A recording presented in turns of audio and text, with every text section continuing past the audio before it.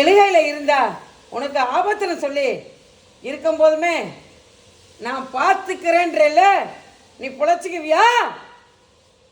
உன்னை அந்த எழுகையில இருந்தா குடும்பமால எத்தனை ஒரு செய்தி தெரிஞ்சாலும் உன் குடும்பத்தில் உன்னை அசிங்கப்படுத்தி உன்னால ஒருத்தனோட உயிர் தன்னால் போகும்.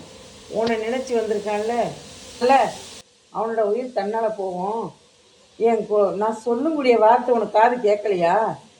ஊருக்கு இல்லை நீ இருக்கிறது ஆபத்துன்னு சொல்கிறேன்ல, நீ கேட்டுக்க மாட்டியா? விலகிருந்து இருக்கிறேன்னு உன்னோட வாழ்வை காப்பாற்றிக்க. அப்போதான் உனக்கு உயிர் பிச்சை உன் மக்களோட நீ வாழ முடியும். போலீஸு நாடு கோடு கச்சேரின்னு ஏறி அசிங்கப்பட்டு அவமானப்பட்டு நிற்ப. சரியா? ரொம்ப பத்திரமா இருக்கணும், கவனமாக இருந்து காப்பாற்றிக்க. அந்த எழுகையில் இருந்தா ஒரு காது உள்வாட்டி ஒரு காது விழுந்தா உன்னுடைய நீ நினைச்சிருந்த வாழ்க்கை காத்திருக்கணும்ல. கொடுத்த தாலி போட்டிருக்கல்ல, அப்போ காவலாக இருக்கணும்ல. ஒதுங்கி நின்று அந்த எழுகைக்கு போகாத.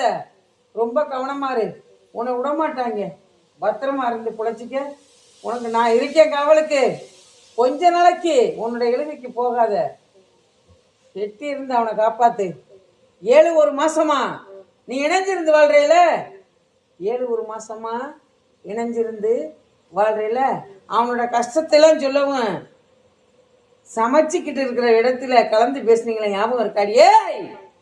சமைச்சிக்கிட்டு இருக்கிற இடத்துல கலந்து பேசுனியா? நான் இருக்க உன்னை பார்த்துக்கிறேன்டு உங்களோட வார்த்தையை கலந்து பேசுனீங்க இல்லையா?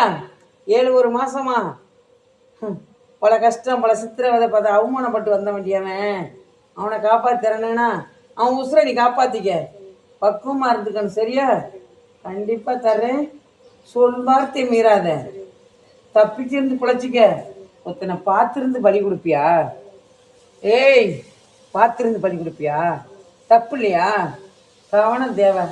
காப்பாற்றி தரேன். சரியா? அந்த எழுதைக்கு போகக்கூடாது. அவனுக்கு உனக்கும் ஒரு துளி எழுந்தா நீ பெத்த மயன் உன்னை வெட்டி கூறு போட அவனை உயிரெடுத்துருவாங்கடி. ரொம்ப கவனமாக இருக்கணும். சரியா?